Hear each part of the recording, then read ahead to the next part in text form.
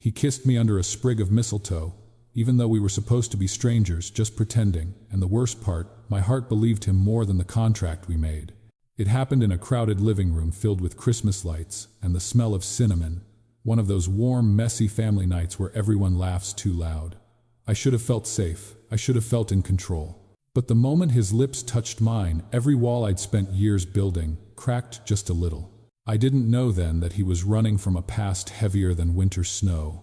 And I didn't know he was a billionaire trying desperately to hide from the world that worshipped and blamed him in equal measure. All I knew was this: a simple pretend Christmas boyfriend had just turned my life upside down.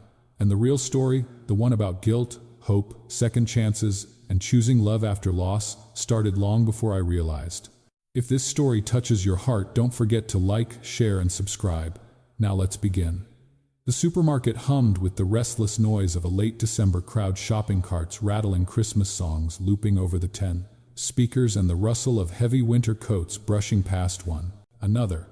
Claire Dawson held her phone between her shoulder and ear as she struggled to balance a half-filled basket in one hand.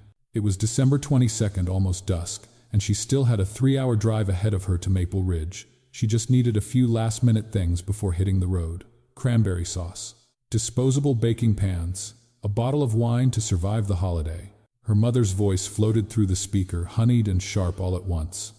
"Sweetheart, you're still coming tomorrow morning, right? Everyone's so excited. And oh, you remember your cousin Hannah, she's bringing her fiancé. Lovely young man. Works in finance." Claire forced a smile no one could see. "That's great, Mom. Really happy for her." Her eyes drifted over a perfectly symmetrical wall of canned cranberry sauce, the labels glowing red under fluorescent light. She felt the first tug of that holiday dread settle somewhere deep in her chest. Linda continued a little too casually.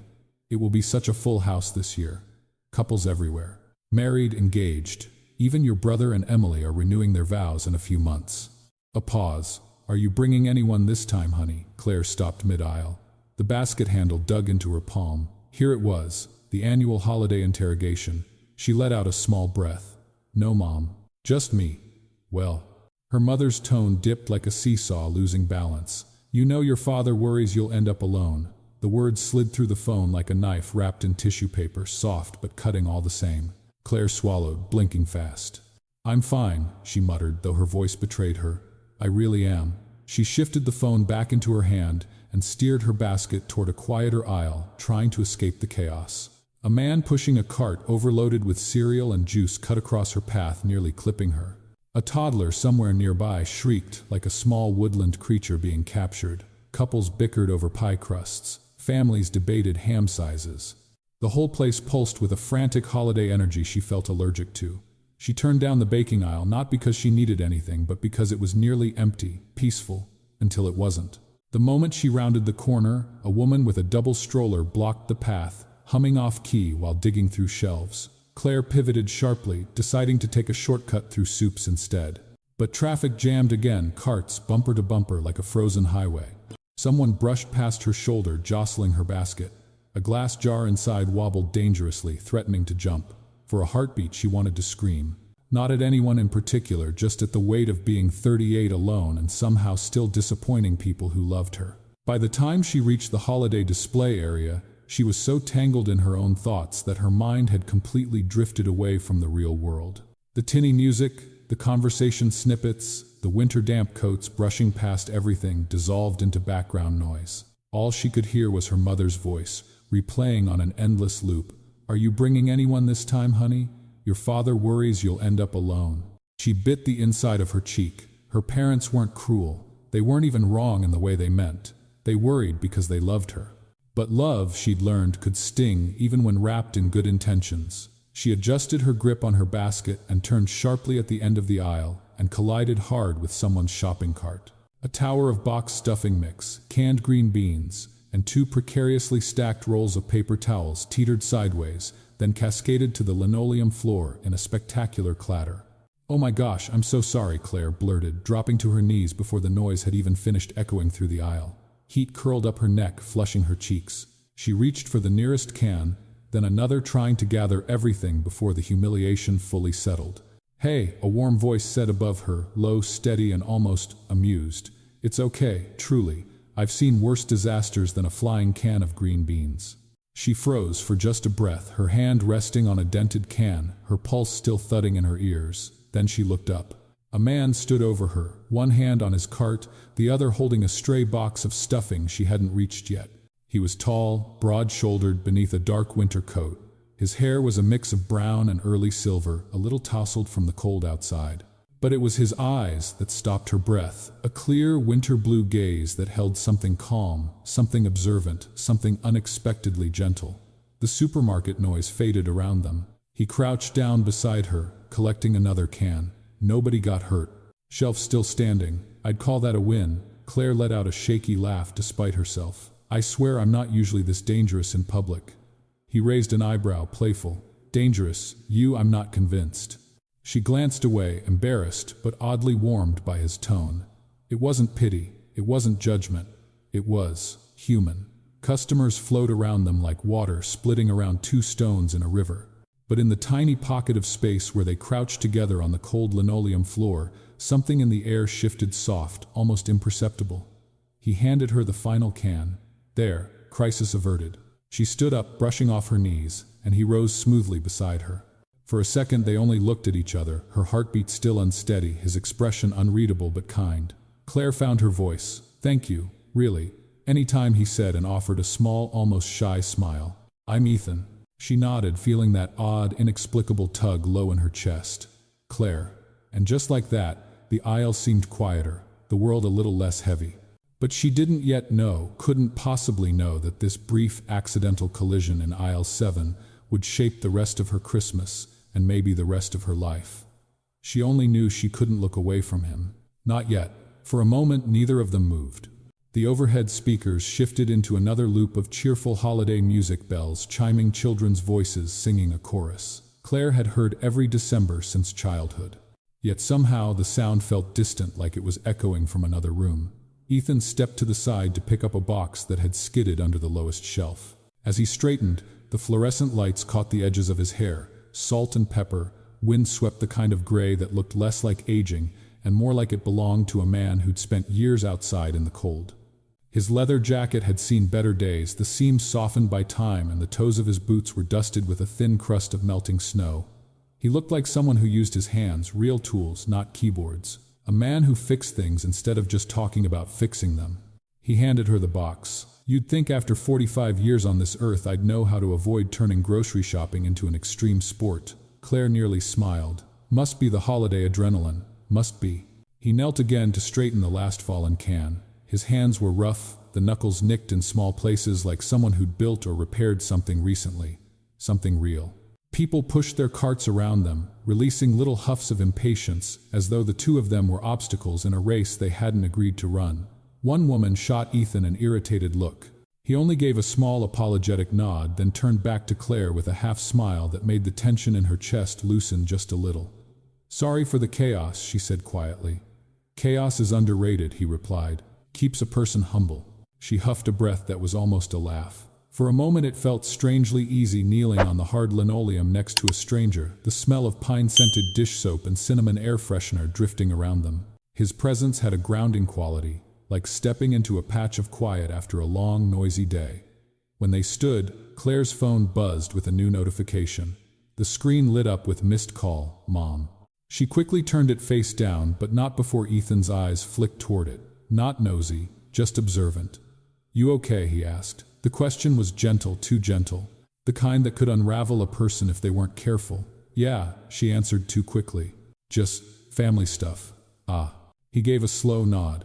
"That time of year," she smirked, shifting her basket. "You ever try surviving a small-town Christmas with every aunt asking why you're still single?" He scratched his jaw, thinking. "Not the aunt part. But I've had my share of holiday interrogations." "From who?" "Strangers, usually. They always want to know why a guy my age spends Christmas alone." His shrug was small, almost invisible. "I tell them I'm chasing snow and silence." Claire paused, her eyes narrowing in curiosity. It wasn't the answer she expected. "Is that really where you're headed?" "North, yeah," he said. "Up toward the Wisconsin line. There's a cabin I go to sometimes. No TV. No cell service. Just trees and enough quiet to make your thoughts echo a little louder than you want. Sounds lonely." "It's not so bad," he replied. "Lonely's different from being alone." Their eyes met, and something in her chest tightened. It was too honest. Too close to the truth she tried to hide. She forced out a small laugh. "Well, I won't be lonely this Christmas, just the only single adult at the table. You know how it goes." His brows lifted slightly. "Yeah, oh yeah," she said, trying to sound casual. "Questions? Comments? The looks, the unspoken. What's wrong with you? It's the most wonderful time of the year." Ethan didn't laugh. He studied her, not the way someone evaluates a problem, but the way a person considers a painting in a museum. With curiosity, with respect, with care. She shifted under his gaze, feeling something warm stir in her chest. It had been a long time since anyone really looked at her. When they stepped away from the shelf, the store's holiday playlist switched again, sleigh bells jangling overhead. There was a small pause between them, a space filled with breath and winter air, and something uncertain. Then Ethan leaned slightly closer, not enough to invade her space, just enough that his voice reached only her. "If it helps," he murmured, his tone soft but steady, "pretend you're with me." Claire blinked. "Sorry." What he didn't smile, didn't back away. He held her gaze with those winter blue eyes, calm and earnest. "I'm not asking for anything," he said quietly. "Just offering. If you want someone sitting next to you when the questions start. Someone to make the room a little easier to breathe in. A pause. I can do that." Her breath caught. The fluorescent lights buzzed softly overhead. Somewhere down the aisle a kid begged for gingerbread cookies. But all Claire could hear was the faint thudding of her own heartbeat. "You're serious," she whispered. "I don't joke about holiday survival tactics." His voice was warm, almost tender. "And you look like someone who's had a long year." She laughed, then nervous, startled, unsure. Because strangers don't say things like that. Strangers don't offer comfort with so much quiet sincerity. Yet here he was, a man she'd known all of 10 minutes, offering the one thing she didn't know she needed. Ethan waited, no pressure, no expectation, just presence. Claire opened her mouth, but no words came out. She could only stare at him, thrown off balance in a way she hadn't felt in years. Snow pressed lightly against Claire's windows, blurring the Chicago skyline into a haze of white and dim streetlights. Inside her condo, the heat hummed steadily, but Claire paced the bedroom like someone trying to outrun her own thoughts. Her suitcase lay open on the duvet, half-packed, half-forgotten sweaters, jeans, a scarf still bearing the price tag, and an unopened pair of wool socks she wasn't sure she'd ever wear. Her mind replayed the afternoon in the supermarket on a loop. "Pretend you're with me." The words had landed softly, but the echo of them followed her home. She stopped pacing long enough to check her email, hoping work would distract her. It didn't. A client wanted a document revised before New Year's. Another message moved a deadline forward. Holiday greetings from coworkers she barely spoke to reminded her that she'd spent most of December glued to her laptop. Efficient, polished, productive. But tonight the life she'd curated so carefully felt airless. Like a room with the windows sealed too tight. She walked back to her suitcase and sat on the edge of the bed. Her thumb stroked absent-mindedly over the soft wool of a sweater she'd bought specifically because her mother liked her in green. The thought made her chest tighten. Christmas at Maple Ridge was always the same.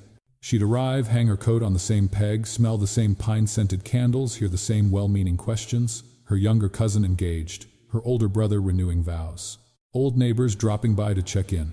Aunts passing casserole dishes with comments like, "Have you tried those dating apps?" Her father, watching her quietly, not unkindly, but with that look, that soft, worried sadness she remembered too well. And always, Claire ended up at the leftover chair at the end of the table. Not deliberately isolated, just placed wherever space remained. She felt her jaw clench. She didn't want to fake anything. She wasn't someone who lied about her life. But she was tired, bone-tired of defending it. Her phone sat on the nightstand, face up. A small, almost innocent thing. But it held a new contact now. Ethan. Added with a half-smile, half-challenge as they walked out of the store. "Here," he'd said. "In case you decide, reckless choices are your holiday theme." Reckless. She'd laughed then, but the word felt different tonight. She picked up the phone and stared at his name. Her thumb hovered above it, the screen glowing blue and expectant. This is ridiculous. A grown woman doesn't need a pretend boyfriend to feel valid. You don't need anyone to sit beside you. You've done fine alone. You have a condo, a career, investments. Adults don't call strangers for emotional backup. But another voice, small and weary, rose beneath the surface of her thoughts. "I just want one quiet holiday where I'm not on trial." One Christmas where I'm not the odd chair at the table. One moment where I can breathe without someone waiting to fix my life for me. She closed her eyes, and then his eyes flashed in her memory. Not charming, not flirtatious, but sad, worn, like someone who understood loneliness in a language she didn't have to translate. Her heart beat once hard. Before she could second-guess herself, she tapped his name. The line rang once, twice. Claire. His voice was low, steady, almost warm with recognition. Suddenly every word she had rehearsed scattered like leaves in a gust of wind. Hi, hello, it's me, Claire, Dawson, she winced. Obviously. He didn't laugh, but she heard something like a smile in his breath. You okay? She swallowed. The room felt too quiet. About your offer earlier. If it still stands, her voice cracked, humiliatingly soft. She cleared her throat. I could use someone sitting next to me this year. A beat of silence. Not long, but long enough for her pulse to trip. Then Ethan exhaled, slow, grounded, like someone settling into a chair after a long day. All right, he said. Then let's make some ground rules. Her shoulders loosened so abruptly she almost laughed. Rules? You're a sensible person, he replied. You'll want some structure. Fair point, she murmured, her lips curving despite everything. His voice shifted to something practical and easy, as if they were negotiating a contract. No physical expectations. You say jump, I don't jump. You say stop, I stop. Good, she said, relieved by his straightforwardness. And honesty, he added.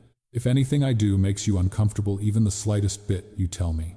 Claire inhaled, surprised by the strange warmth that filled her chest. Deal, and maybe a safe word, he teased lightly. She snorted. Fruitcake it is. The smallest laugh slipped out of her, unexpected and light. They talked logistics, timing, where to meet so they could drive up separately but arrive together, how much they should say to her parents, how little they should overthink it. At one point he paused and asked, You sure about this? Claire stared at her open suitcase, at the soft sweater she'd never worn, at the quiet room that held her life so neatly together. I'm sure, she whispered. After they hung up, she set the phone down gently. The condo felt different. Not bigger, not smaller, just softer. Like something inside it had unclenched. She lay back on the bed, pulling the half-packed suitcase beside her, and stared at the ceiling as the snow outside thickened, muting the city into a quiet lull. A strange lightness rose through her chest, tentative, unfamiliar, but steady. Not hope exactly, but the beginning of it. And as sleep pulled her under, one thought drifted with her, maybe reckless isn't always wrong.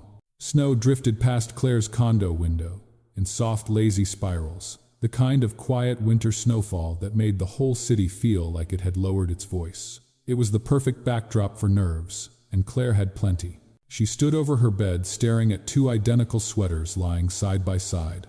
One oatmeal-colored, one deep forest green. She picked up the green, folded it, put it in her bag, unfolded it, swapped it for the oatmeal, stared at that one, swapped them again. This is ridiculous, she muttered to no one. It wasn't about trying to impress him. She'd picked jeans, boots, and her warmest sweater because she was going home for Christmas, not a date. But still there was an awareness, a flutter just beneath her ribs she tried to ignore. When she finally zipped the suitcase shut, a knock sounded at the door. She froze. Another knock, calmer, unhurried. She smoothed her sweater, took a breath she hoped sounded normal, and opened the door. Ethan stood in the hallway, snow dusting his shoulders like he'd walked straight out of a winter catalog. His coat was dark wool, simple, clean-lined, but clearly high quality. The kind of coat people didn't buy at department stores. Over one shoulder hung a leather overnight bag, worn at the edges but unmistakably expensive. Real craftsmanship, something built to last a lifetime. He looked up, his winter blue eyes warming. Morning. Claire's breath snagged for a second. Hi. He held out a paper cup. Brought this for you.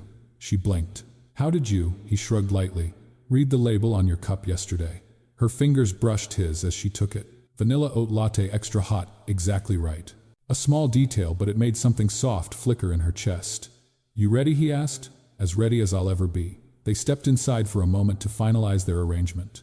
It felt absurdly official, two adults discussing boundaries like negotiating a contract for a pretend holiday romance. So, Claire began tugging her sleeve. No touching unless necessary. Right. No pressure.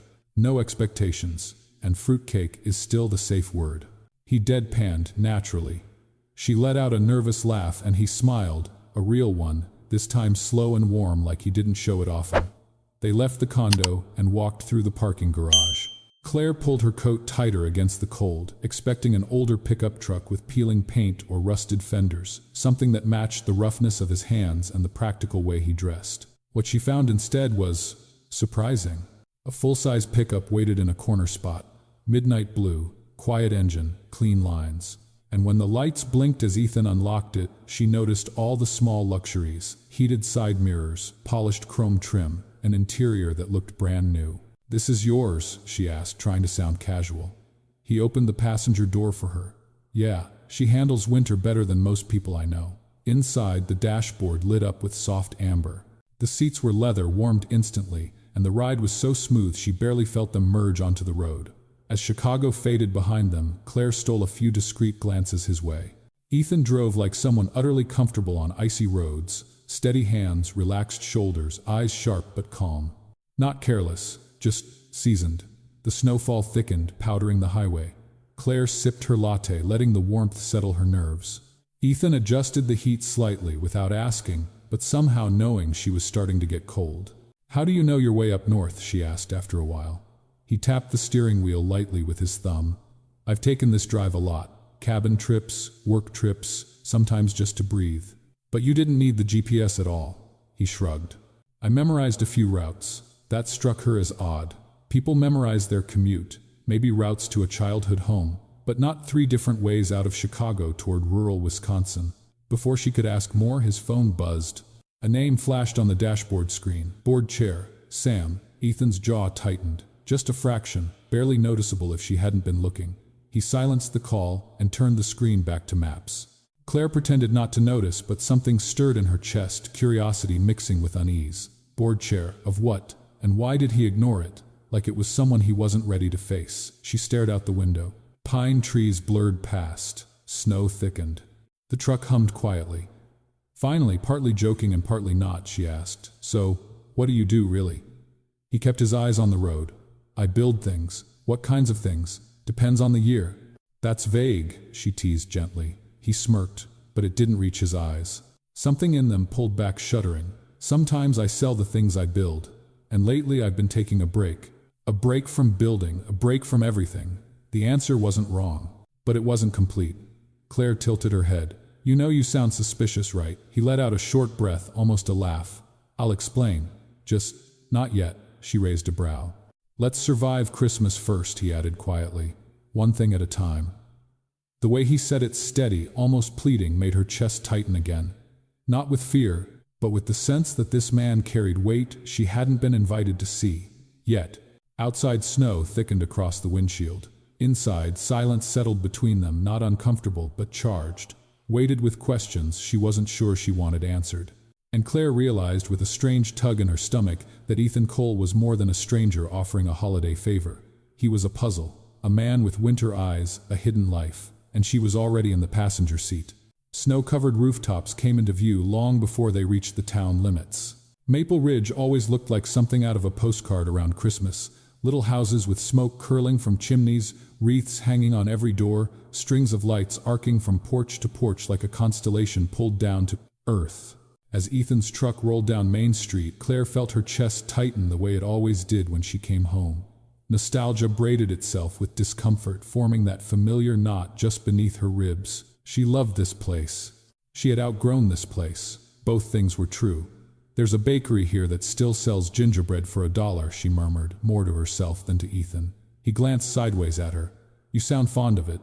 "I sound conflicted," she corrected with a dry smile. The truck turned onto Willow Lane. Halfway down the block sat her childhood home, a 2-story house whose white paint had faded into a soft bluish gray. The porch railing peeled in strips, and the old wooden swing sagged slightly to one side as if exhausted from holding decades of memories. Ethan parked in front, cutting the engine. The sudden silence felt heavy. "You okay?" he asked. "Yes," she said automatically. Then softer, maybe. Before she could gather herself, the front door burst open. Linda Dawson stepped onto the porch with the energy of someone half her age. "Claire, oh honey, oh my goodness, you brought someone." Claire braced herself as her mother rushed down the steps. Linda enveloped her in a hug that smelled of cinnamon and fabric softener, then turned to Ethan with a smile so wide it bordered on theatrical. "And you must be Ethan. Welcome, welcome. Come in before you both freeze." Inside, the house radiated warmth. Garlands, stockings, holiday candles. Her mother had decorated every corner within an inch of its life. Claire barely had time to take off her coat before her father shuffled in from the kitchen. Frank Dawson wasn't the sturdy man she remembered from childhood. He moved slower now, a faint stiffness in his step. Still, his eyes lit up when he saw her. "Claire Bear," he said, pulling her in for a gentle embrace. Then he shook Ethan's hand firm, praising the quiet kind of sizing up that fathers have perfected for generations. "You drive safe?" Frank asked. "Yes, sir," Ethan replied. "Roads were clear enough once we got out of the city." Frank nodded approvingly. Claire blinked. She had expected awkwardness. Instead, the ease between them felt strangely comforting. The next hour was a whirlwind. Her cousin arrived first, Hannah glowing with the thrill of recent engagement, fiancé in tow. Then her younger brother Mark, his wife Emily, and their toddler, who immediately tried to climb every piece of furniture in sight. Aunts and uncles filed in coats, shedding snowflakes on the floor. And with every introduction, Ethan somehow made it easier. "Ethan, this is Hannah." "Congratulations," he said, offering a warm handshake. "Beautiful ring. You two look happy." "Ethan, meet Emily." "Nice to meet you. Mark told me you're the family's real superhero toddler wrangler." Even Aunt Joanne, who measured worth in degrees and marital status, seemed briefly disarmed by him. Claire found herself watching him more than she meant to. The way he complimented the pie cooling on the counter, genuinely, not out of politeness. The way he admired the hand-painted ornaments she made in 6th grade, without a hint of mockery. The way he crouched down to talk to her nephew, spinning an improvised tale about a snowman who wanted to become a cowboy. And then the moment that made Claire's breath catch. Her father mentioned the loose step on the back porch, something Claire had worried about for years. And before she could ask, Ethan had quietly grabbed a toolbox from the mudroom and gone to fix it. 5 minutes later, the step no longer wobbled. Linda was delighted. Frank was impressed. Claire was stunned. "He fits in too well," she whispered to herself, not sure if that was good or terrifying. By the time everyone gathered around the long dining table for dinner, Claire felt like she had spent the entire afternoon bracing for impact. It arrived right on schedule. Aunt Margaret, armed with pearls, red lipstick, and a laser-precise radar for personal details, leaned forward with a predatory smile. "So, Ethan," she said sweetly, "what exactly do you do?" The room quieted. Forks paused. Chairs creaked. Claire could almost hear the ticking in her head. This was the moment. The question she dreaded. The one that had made her agree to this arrangement in the first place. Ethan wiped his hands on his napkin. He looked calm, unreasonably calm. "These days," he said, "I consult for a few technology projects and spend time volunteering. I've been lucky enough to do well, so I try to give back when I can."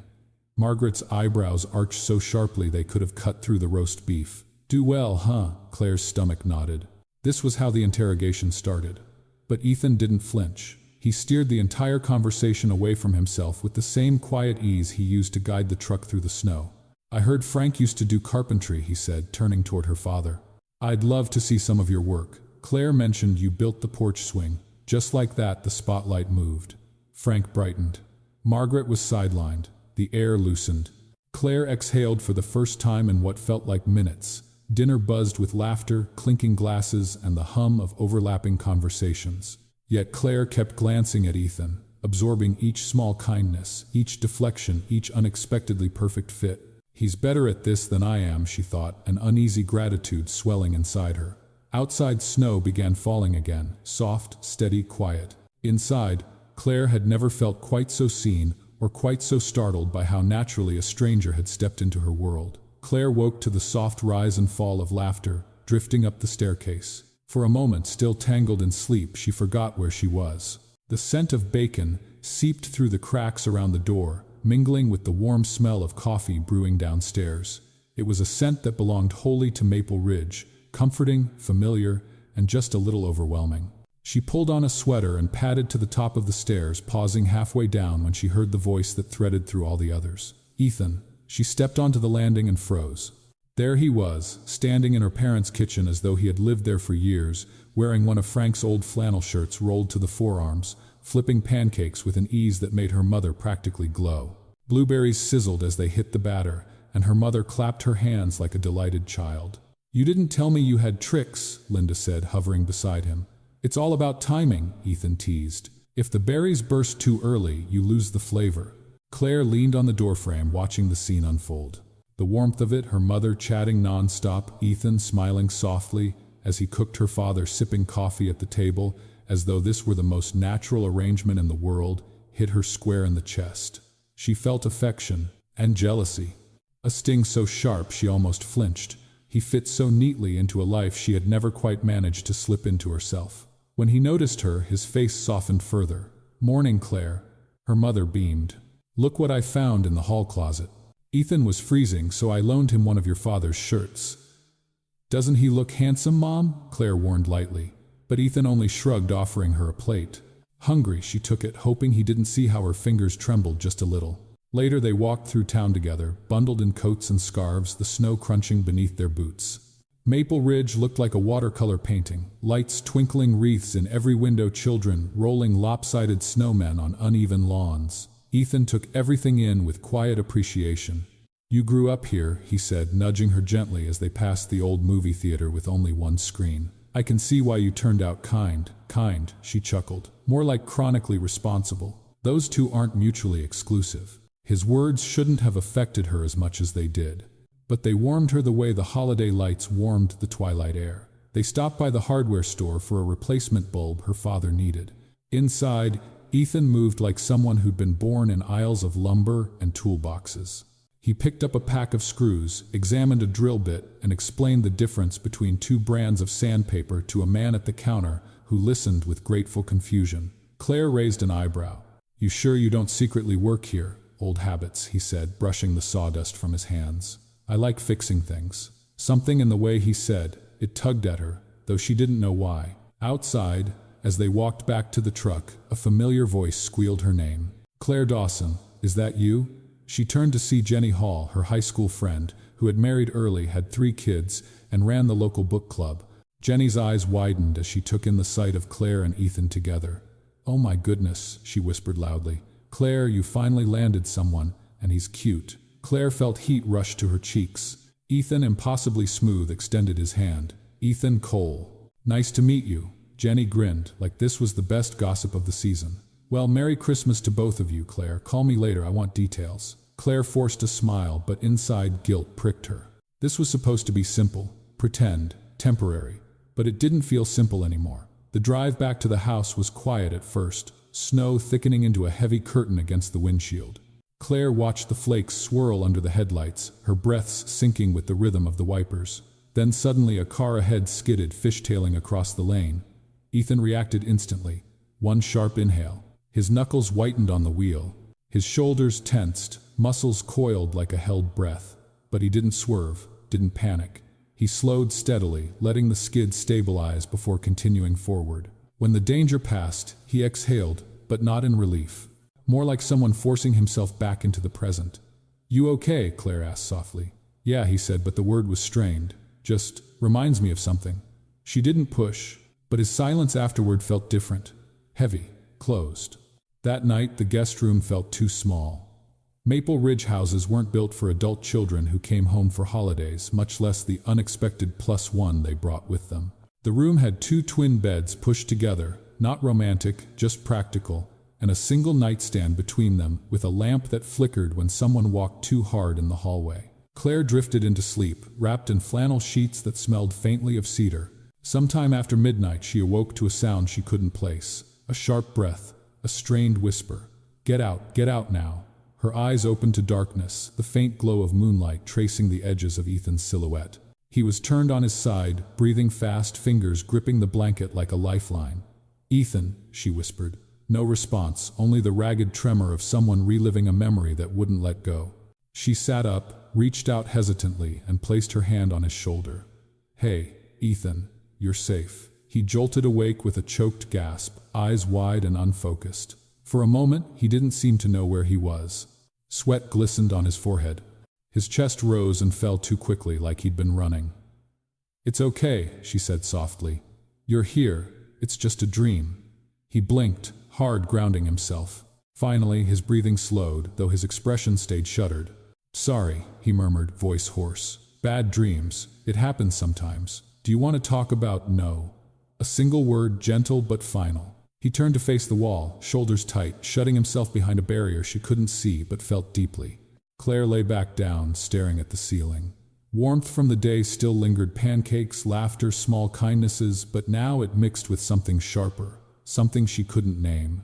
Because tonight, for the first time, she realized. This man, this quiet, steady, gentle stranger, carried a weight she knew absolutely nothing about. And she wondered, with a slow ache spreading through her chest, what kind of past could haunt someone this kind. This deeply, the house felt like it had inhaled and never fully exhaled, packed wall to wall with relatives' casseroles, half-empty mugs of mulled cider, and voices rising in overlapping streams. Claire moved through it all, like someone caught between two tides, the warmth of home and the quiet growing ache she couldn't explain. This was the big gathering, the one her mother planned for weeks, the one her father pretended not to mind, the one that always made Claire feel like a guest in her own childhood. Only this year something was different. This year she wasn't alone. Frank was wrestling with a stubborn strand of Christmas lights on the tree, muttering under his breath. "These things get worse every year," he grumbled, tugging with increasing frustration.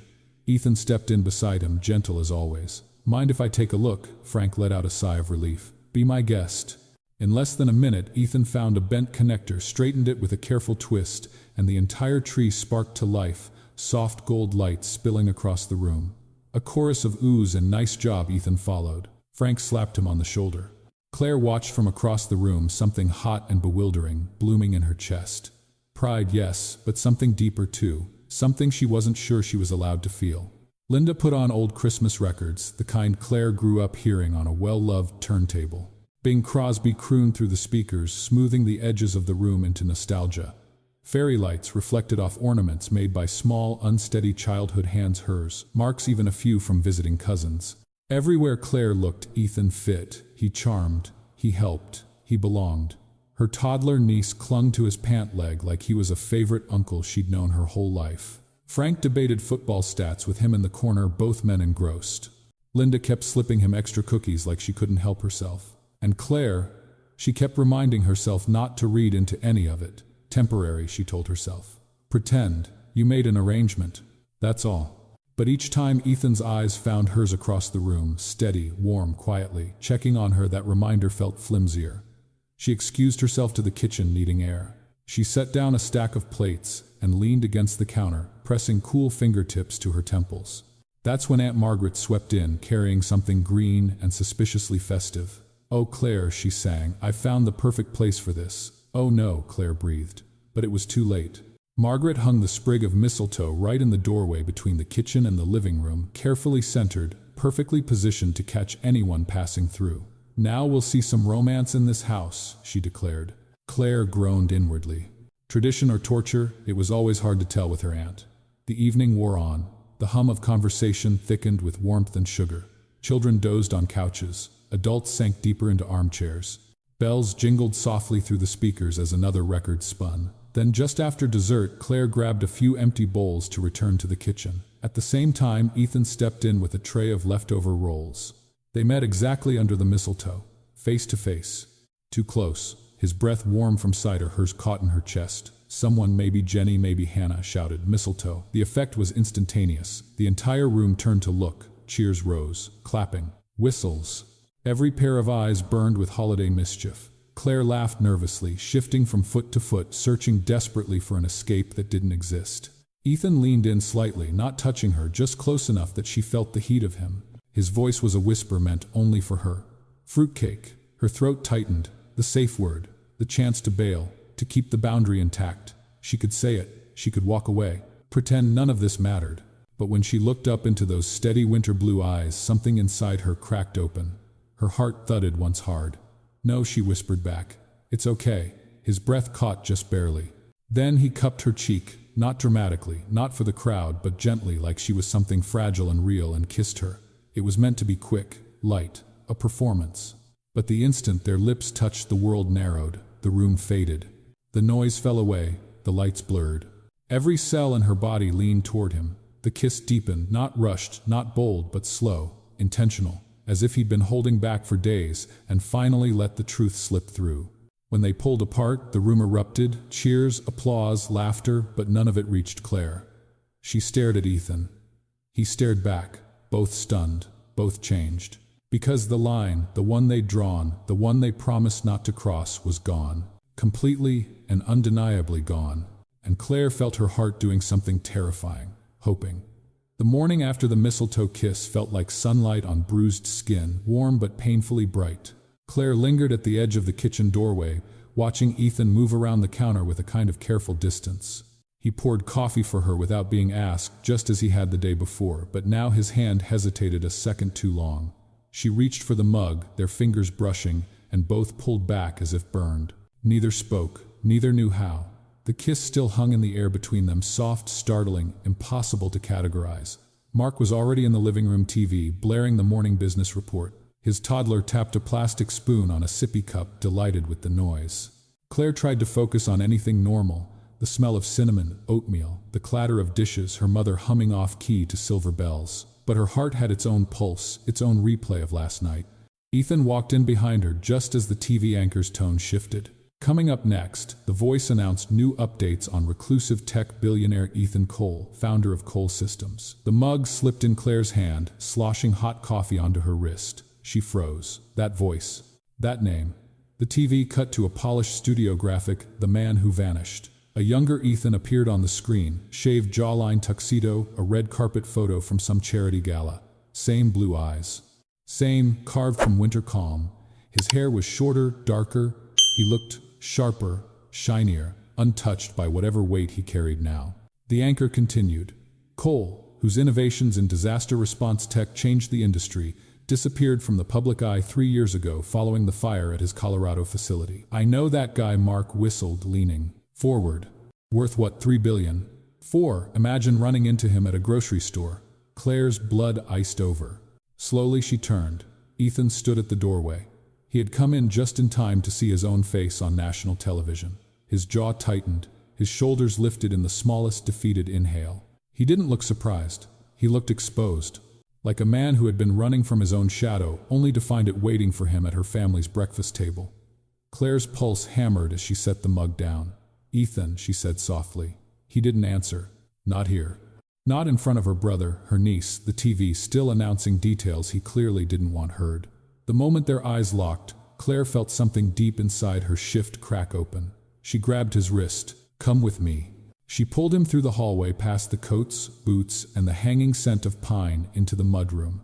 A cramped space of old shovels, snow boots, and drafty windows. The door clicked shut behind them. For a beat, neither spoke. Claire's voice broke the silence. You're him. He didn't flinch. You're Ethan Cole. The Ethan Cole. A faint exhale escaped him, almost like surrender.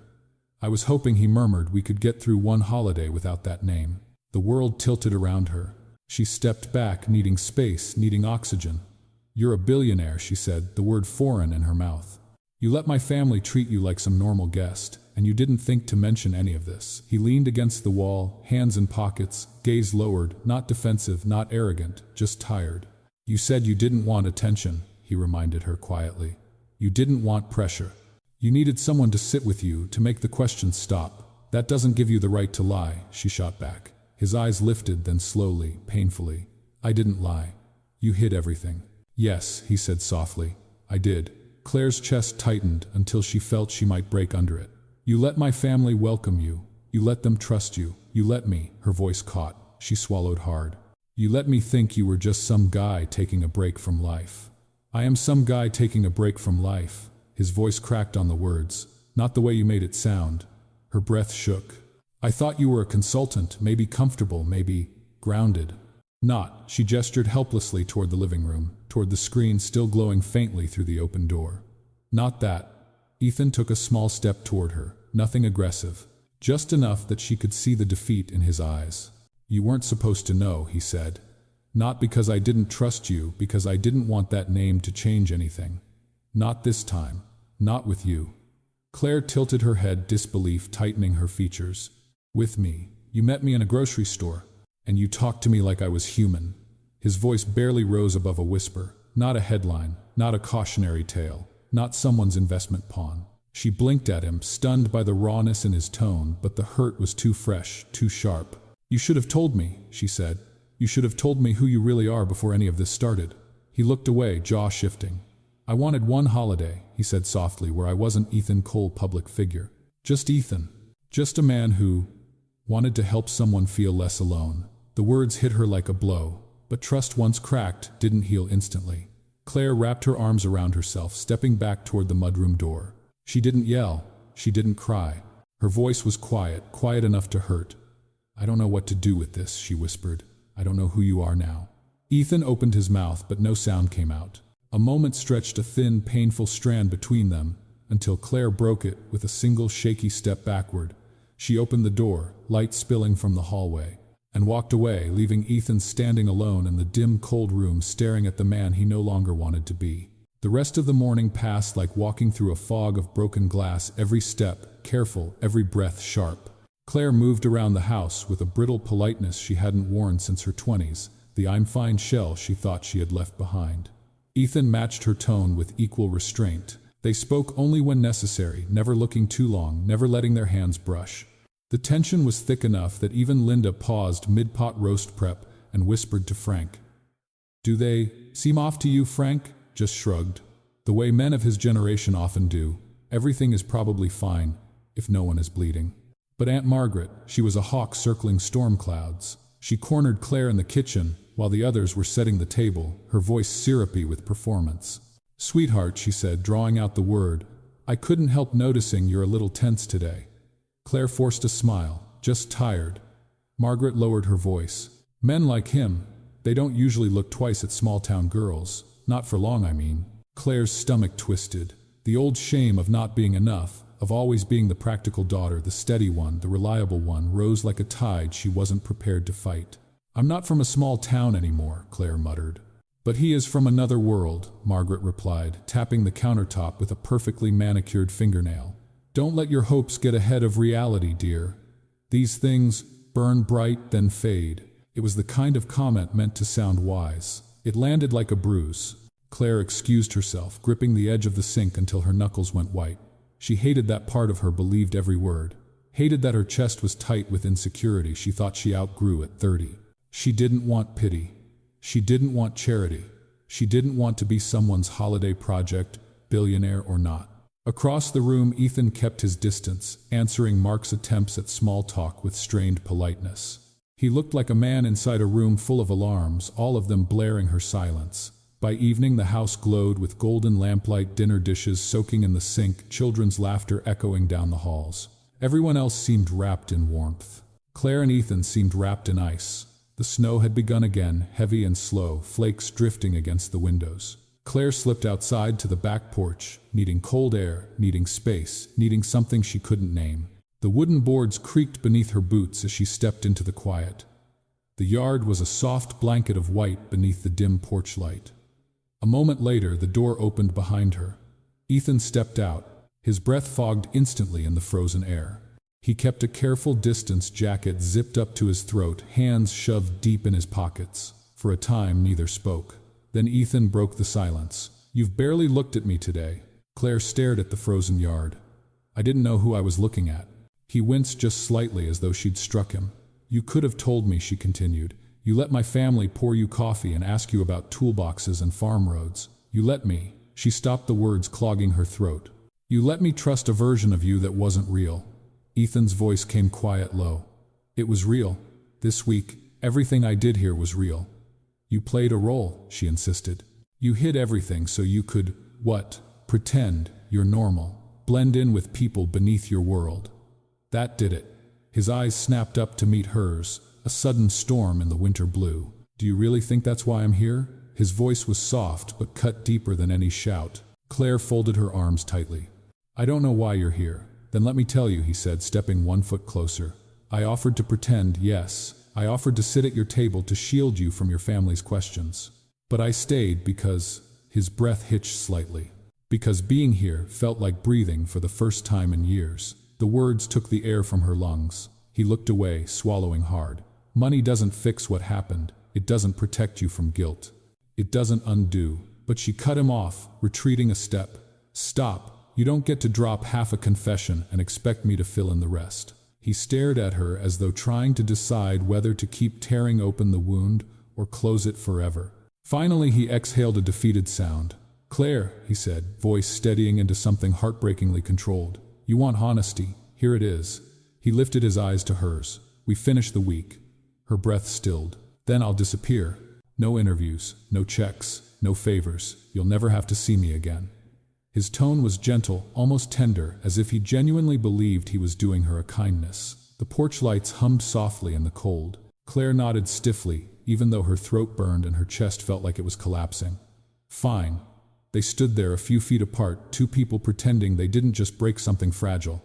Two people clinging to the Christmas contract, because it was safer than admitting the truth. Neither of them wanted it to end. Both were terrified of what it meant if it didn't. Ethan looked at her one last time, a look of quiet resignation, of longing he couldn't allow himself to voice, then turned and slipped inside, disappearing into the warm glow of the house. Claire stayed outside, staring at the soft falling snow, wondering how something that felt so right yesterday could feel like a fault line beneath her feet now. The wind brushed her hair, carrying the faintest echo of what she hadn't said. "Please don't go." She shut her eyes. "Didn't say it." And the silence grew heavier.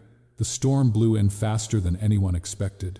By mid-afternoon, Maple Ridge had vanished behind a curtain of white. Snow came sideways, thick as wool, batting piling onto window panes, muffling the world into a heavy silence. Frank stood by the living room window, squinting out at the dimming sky. "Roads'll ice over soon," he murmured. Claire zipped her coat anyway. "I'll run to the pharmacy," she said, lifting her father's prescription slip. "They close early for the holiday. He needs the refill." "I'll go," Mark offered from the couch, but he had a toddler climbing him like a jungle gym. Ethan rose too quickly from the chair by the fire. "Let me drive." "No," Claire said, sharper than she meant. "I'm fine." She pulled her gloves on with brisk certainty. "I need the air." Ethan's jaw tightened. "Claire, this isn't a light dusting. You shouldn't be out there alone." She avoided his eyes. "I can handle a 2-mile drive." He hesitated, then sat back down slowly, but the worry in his expression was unmistakable. Claire stepped outside before she could read it any longer. The cold hit like a slap. The wind knifed sideways, flattening the trees along the driveway.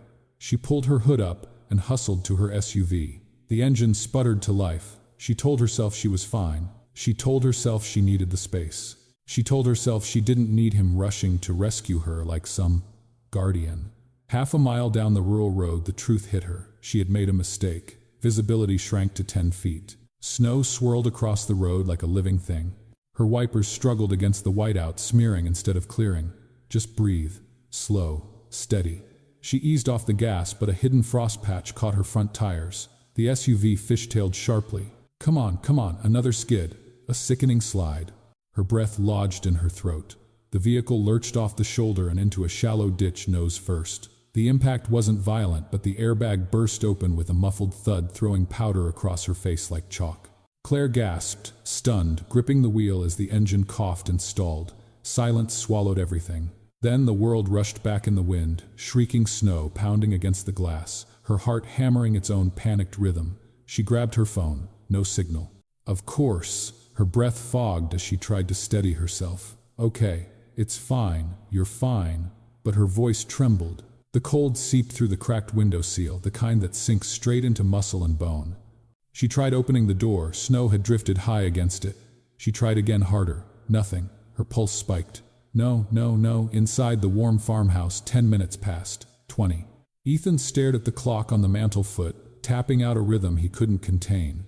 The storm was roaring, now rattling the gutters. "She should have been back," he said under his breath. Linda looked up from her knitting.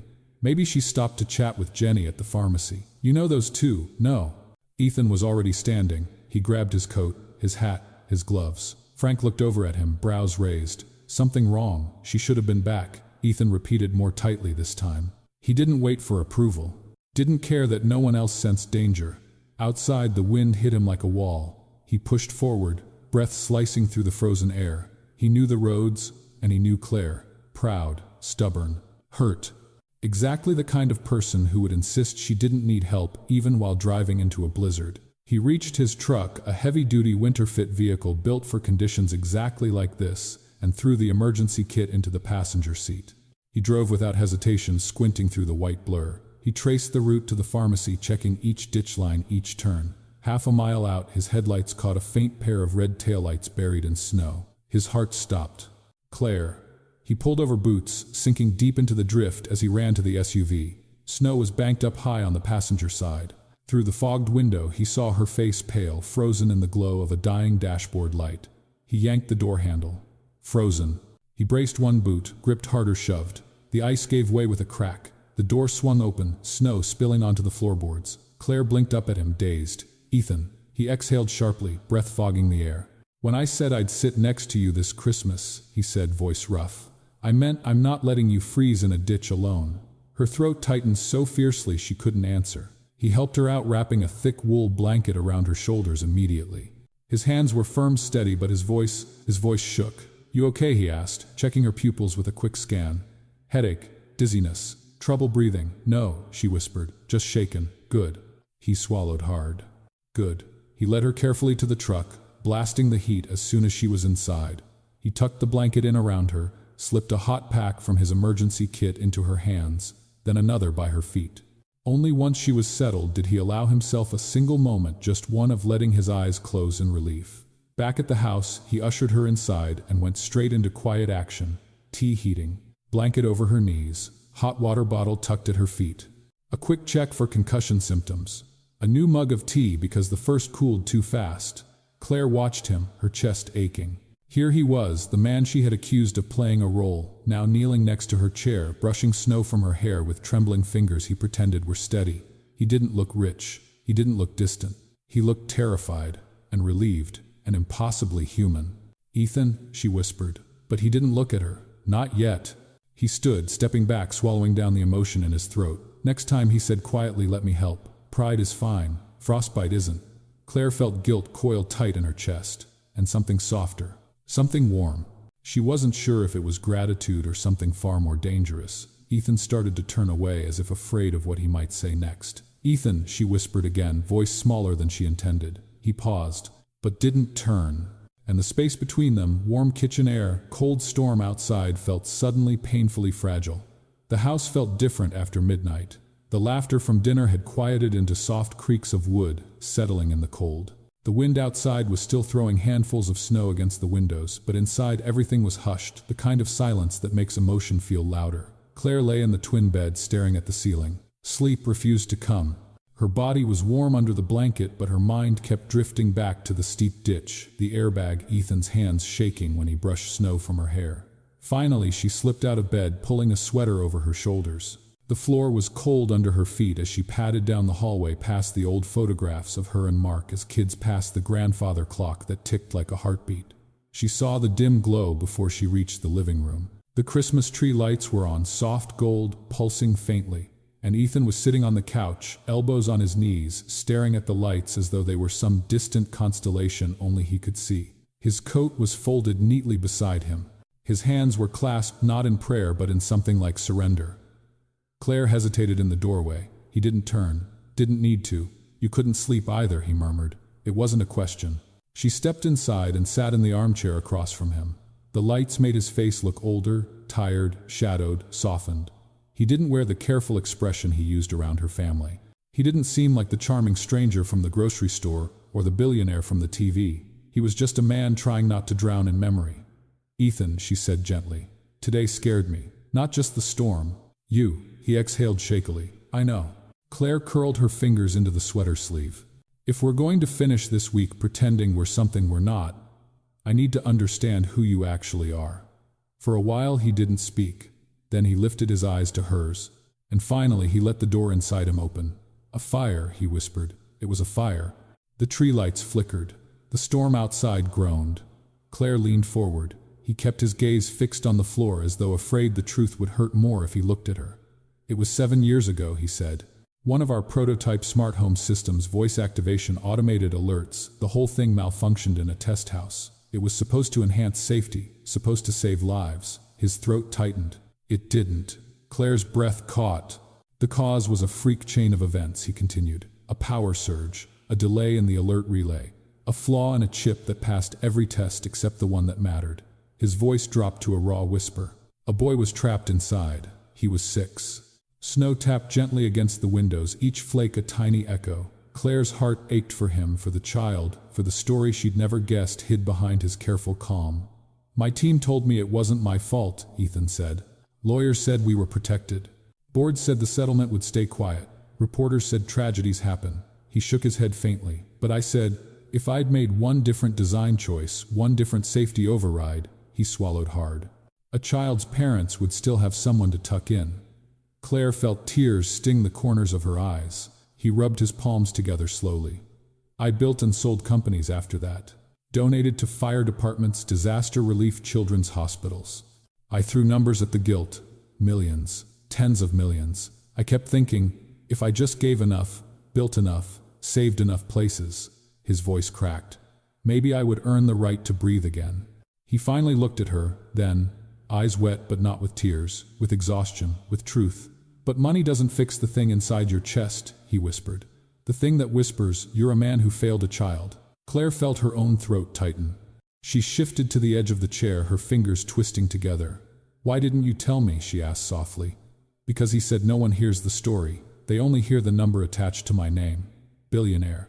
Investor. Public figure. His jaw clenched. I wanted one person, just one, to know me as the guy who shovels his neighbor's driveway because it feels better than writing another check. Silence filled the room, not heavy this time but gentle. Human. Claire inhaled deeply. She had spent years hiding her own grief, her own quiet wound. It wasn't a man I lost, she whispered. It was a baby. Ethan's head lifted sharply. She wrapped her arms around herself, staring at the twinkling lights. I was engaged. We were planning a spring wedding, and then the miscarriage happened. Early, unexpected. Her voice grew small. He couldn't handle it. The grief, the fear, the idea of trying again. He wanted to pretend it hadn't happened. I couldn't. Ethan's eyes softened with understanding she hadn't expected from him because he knew grief differently, but he knew it. My parents don't know why the engagement ended, Claire admitted. I didn't want to break their hearts, or answer questions, or see pity in their eyes. She let out a trembling breath. So I worked. I built lists, calendars, checkpoints. I organized everything so I didn't have to feel anything. Her gaze lifted to his. Until you crashed into my grocery cart. A faint smile ghosted across his lips, cracked and shaky but real. They sat like that for a long time, two people who had spent years fortifying themselves, now sitting unguarded across from each other, the warm glow of the tree reflecting in their eyes. Finally, Claire moved. Quietly she stood and crossed the space between them. She lowered herself onto the couch beside him. Neither said a word. She reached out, hesitating only a breath, then slipped her hand into his. His fingers tightened around hers instantly, not possessive, not desperate, just grateful. His shoulders dropped as if the simple act lifted a burden he'd carried alone for too long. They didn't kiss. They didn't lean on each other. They didn't pretend. They simply stayed there, two wounds touching gently in the soft flickering light until the storm outside began to fade. And for the first time all week, neither of them felt alone. Christmas Eve in the Dawson house wasn't just a holiday, it was a small, joyful storm that took over every room. By late afternoon, the kitchen buzzed like a hive. Linda whisked gravy with a concentration worthy of NASA engineers. Mark tried and failed to keep his toddler from sneaking cookie dough. Hannah and her fiancé debated the merits of peppermint bark versus fudge. Laughter rose in warm waves that bounced off the low ceilings and landed squarely in Claire's chest. For the first time in years, she didn't feel like an outsider observing her own family. She felt present. She sat at the card table with her father, sorting a hand of gin rummy while he accused her good-naturedly of memorizing his poker face. She helped her mother frost the cinnamon rolls for the morning. She let her niece braid her hair into a chaotic tangle of ribbons and tiny plastic stars. And each time she laughed, her eyes drifted almost on reflex toward Ethan. He moved easily through the room, handing Linda a dish towel without being asked, sneaking a slice of ham to the dog when he thought no one was watching, listening attentively, as Frank described a woodworking project from years earlier. He didn't dominate the space. He simply warmed it. Claire realized something quietly stunning. His presence had softened the entire house, including her. Dinner arrived like a blessing. The table overflowed with dishes passed from hand to hand, steam rising in curls. It felt like something sacred. Partway through the meal, Frank cleared his throat. The room stilled. He stood slowly back, a little stiff, hand braced on the table, and lifted his glass. "Before we tear into dessert," he said, voice thick with age and love, "I'd like to say something." Claire blinked, surprised. Her father wasn't a speechmaker. Frank's eyes found hers. Our daughter has carried more than we realized, more than she let us see. His Adam's apple bobbed. And this week, we saw a bit of the light she's been missing. Claire's breath caught a soft ache rising in her chest. Frank lifted his glass toward Ethan, and son, Ethan froze.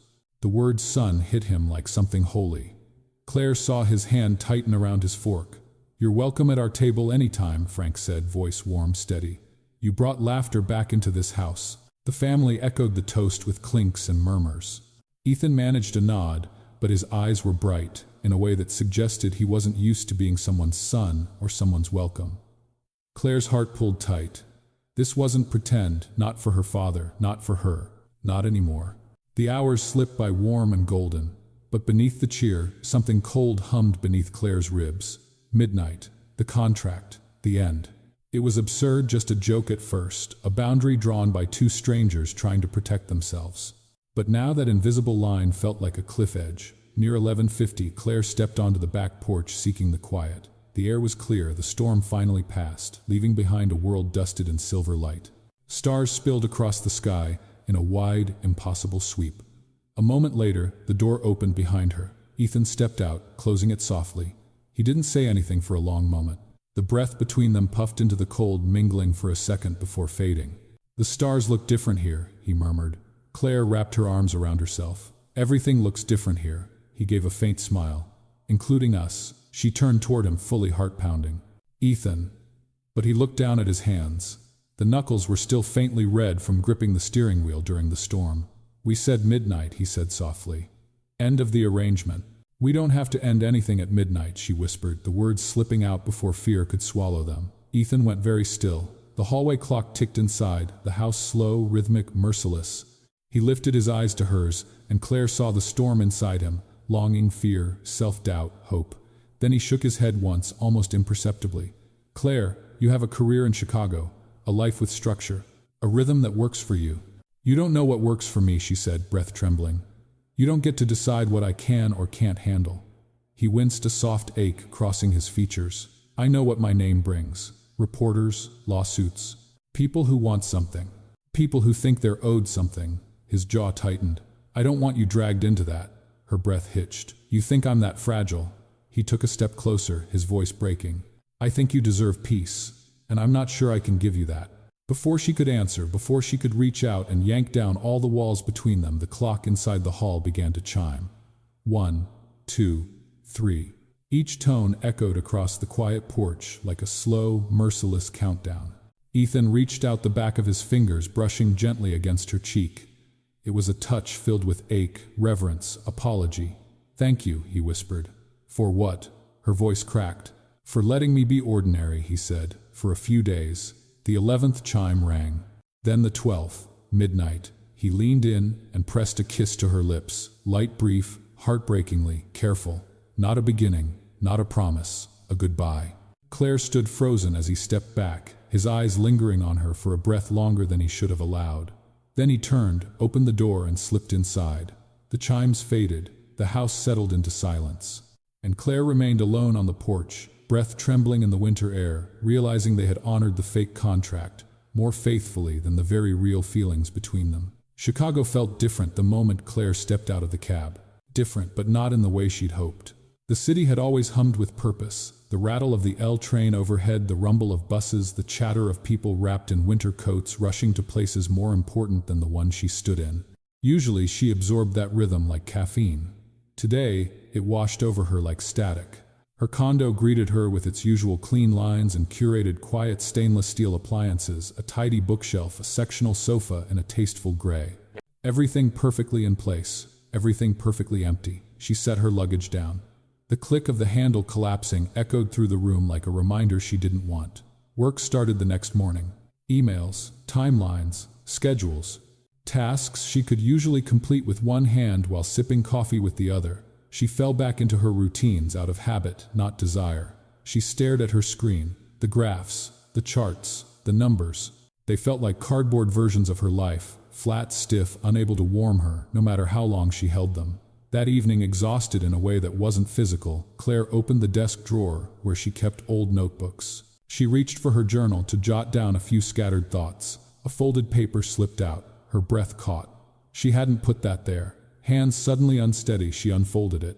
It was a printed article, something about a new community center being built in a struggling neighborhood on the west side. Too small for headlines, too large to ignore for people who cared. The funding was listed as anonymous. In the margin, in Ethan's handwriting, steady slanted slightly to the right, were a few soft, devastating words. I'm better at building for others than building a life for myself. Maybe you can do both. Claire sat back, fingers pressed to her mouth. He'd slipped this note in before he left. Before midnight. Before the last kiss that felt like both a start and an ending. Her chest ached, not the sharp ache of shock, but the slow one of recognition. He thought she could build something better, something real, something for herself, not just for her resume. She tucked the note against her heart for a moment, letting the warmth of it fight the cold in her apartment. The next day she met with her boss. He barely looked up from his computer. Claire, we need the Q1 analytics by Friday. And the new client wants a full breakdown of, I'd like to discuss shifting some of my workload, she interrupted gently. More community-based programs. Projects that actually support patient outcomes, not just units moved. Her boss blinked, confused. Community programs don't bring revenue. It's not our lane. It could be, she said quietly. He let out a thin laugh. Claire, I know you're coming back from the holidays, but let's stay realistic. We're a sales-driven organization. We don't change lives, we change numbers. The sentence struck her harder than he meant it to. We don't change lives. Maybe that used to be enough. But after Maple Ridge, after watching Ethan fix her father's railing, entertain her niece, breathe easier in a town that didn't know his name, and talk about giving without needing credit, those words felt like chains. I think I've outgrown this job, she said softly. Her boss looked up sharply. What does that mean? She took a steadying breath. It means I'm done pretending this is enough. There was no drama, no shouting, no slam doors. Just a quiet, steady reclaiming of the life she no longer wanted to lose in tasks and metrics. By the end of the afternoon, her resignation was official. She walked out of the building and into the icy air. Chicago's skyline rose around her, steel and glass catching the late-day sun. But for the first time in years, it didn't intimidate her. It felt like wide-open possibility. She wrapped her scarf tighter, thinking of Ethan's confession about the fire. The guilt. The boy. The way his voice broke when he said nothing. He built mattered because he couldn't save one small life. She thought of the note in her pocket. Maybe you can do both. Maybe you can build something for others and build a life too. Her breath fogged in front of her as she whispered into the wind. I can't go back to pretending this is enough. The words carried a strange freedom. She pulled out her phone. Finding Ethan wasn't easy, not directly, not through calls or texts. His number, after all, belonged to the man who disappeared from the world. But Claire had always been precise. She knew how to follow threads. She researched the community center in the article. She dug through municipal filings, grant documents, anonymous donations reported in quarterly public records. Cole Systems was never named outright, but there was a pattern, subtle but unmistakable. Coded references, consistent vendors' design trademarks. Ethan had mentioned once while polishing a toolkit in Maple Ridge. And then she found it. A construction notice. Permit for expansion. West Arlington District. It wasn't a guarantee he'd be there, but it was a direction. She grabbed her coat, heart-thudding, fingers cold with equal parts fear and determination. This was reckless. This was vulnerable. This was not like her. Except, maybe it was who she was becoming. Outside, the wind whipped down the street, carrying the familiar winter bite she used to brace against. Today she stepped into it, heart pounding, breath steady, resolve sharp as ice. She didn't know what she'd say when she found him. Didn't know if he would let her in. Didn't know if he'd turn away, afraid she deserved someone less complicated. But she knew one thing with absolute clarity. She wasn't ending her story at midnight, not when something real had finally begun. And so she walked toward the unknown, toward the man who'd taught her how to breathe again, letting the cold city wind push her forward. The community center didn't look like much from the outside. Just a broad brick shell with plywood over the windows, a banner that read Coming Spring 2024, and a dusting of Chicago snow piling at the curb. But inside it buzzed with sounds that hinted at something alive taking shape. The scent of fresh lumber, the thrum of hammers, ladders leaning against walls half-painted in warm colors, volunteers in reflective vests carrying boxes or laughing over shared donuts. Claire slipped in quietly, hugging her coat around her. The air smelled of sawdust, youth, and possibility. She scanned the room, weaving between stacks of donated books and towers of unopened computers. Then she saw him. At the far end of the hall, Ethan stood by a table of laptops, sleeves rolled to the elbow, shirt flecked with sawdust, hair mussed from running a hand through it too many times. A group of teenagers clustered around him, one telling a joke that sent Ethan into a real, unguarded laugh. The kind she'd only heard once or twice, warm, deep, unarmored. He looked more alive in that moment than he ever had in Suits or news segments or the grainy photo the world knew. She stopped walking, just watched him. This man, the one who had kissed her under mistletoe like it meant everything and nothing at once. The one who had carried grief like a shadow. The one who had found peace here among paint cans and teenagers and imperfect walls. Her heart tightened, not painfully this time, but with a quiet rightness.